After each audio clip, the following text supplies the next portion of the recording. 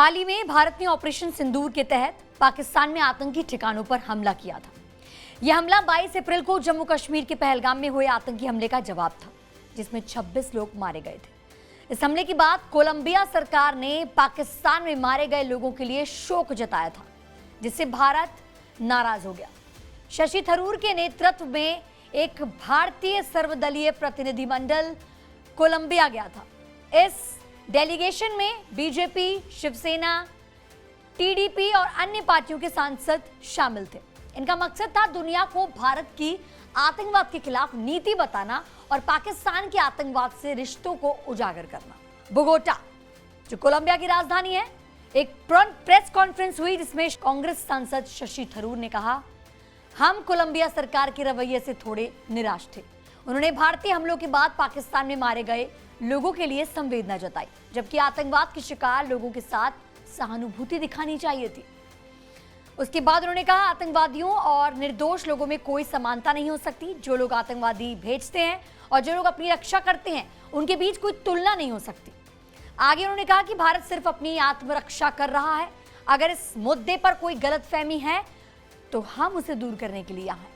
थरूर ने यह भी बताया कि पहलगाम हमले के पीछे लश्कर-ए-तैयबा का एक यूनिट द रेजिस्टेंस फ्रंट था, जो पाकिस्तान के मुरीदके में बेस्ड है। उन्होंने सबूत दिखाए कि पाकिस्तानी सेना के अधिकारी आतंकवादियों के अंतिम संस्कार में शामिल हुए थे, जो पाकिस्तान के आतंकवाद में मिली भगत को दर्शाता है। शशि थरूर और उनकी टीम की कोलंबिया में कोशिशों का असर हो गया। कोलंबिया की उप विदेश मंत्री रोसा योलांडा विलाविसेन्यो ने माना कि उनकी शुरुआती बयानबाजी में गलतफहमी थी। उन्होंने क्या कहा, देखिए, हमें आज जो विस्तृत जानकारी और स्पष्टीकरण मिला, उससे हम कश्मीर में हुए घटनाक्रम और भारत की स्थिति को बेहतर समझ पाए हैं। इसके बाद कोलंबिया ने अपना वो बयान वापस ले लिया जिसमें उन्होंने पाकिस्तान में मारे गए लोगों के लिए शोक जताया था। साथ ही उन्होंने भारत के रुख का समर्थन करने का वादा किया। थरूर ने इस कदम की तारीफ की और कहा कि उप विदेश मंत्री ने बहुत विनम्रता से बताया कि उन्होंने वो बयान वापस ले लिया है जिस पर हमने चिंता जताई थी। वे हमारी स्थिति को पूरी तरह समझते हैं, जो हमारे लिए बहुत मूल्यवान है।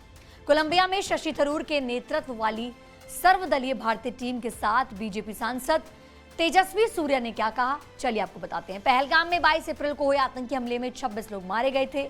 इसके जवाब में भारत ने ऑपरेशन सिंदूर चलाया, जिसमें आतंकियों को निशाना बनाया गया।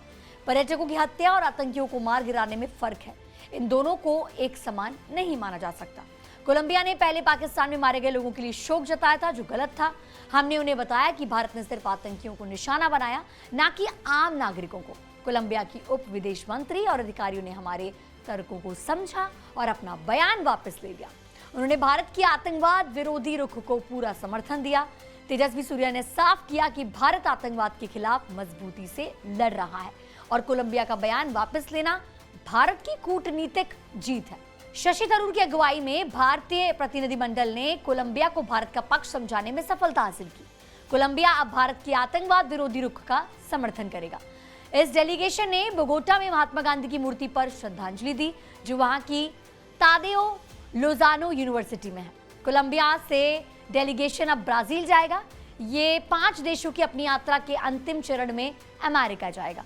वहीं कांग्रेस जो है वो शशि थरूर से नाराज चल रही है, क्योंकि उन्होंने कोलंबिया में बीजेपी की अगुवाई वाली सरकार के ऑपरेशन सिंदूर का समर्थन किया, जो कांग्रेस की नीति से मेल नहीं खाता, ऐसा कांग्रेस कहती है।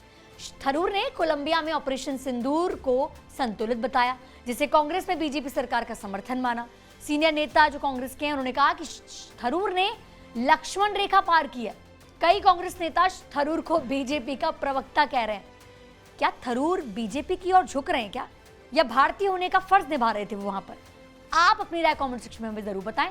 साथ ही साथ हमारी वीडियो को शेयर करें और हमारे चैनल को सब्सक्राइब करना बिल्कुल ना भूलें।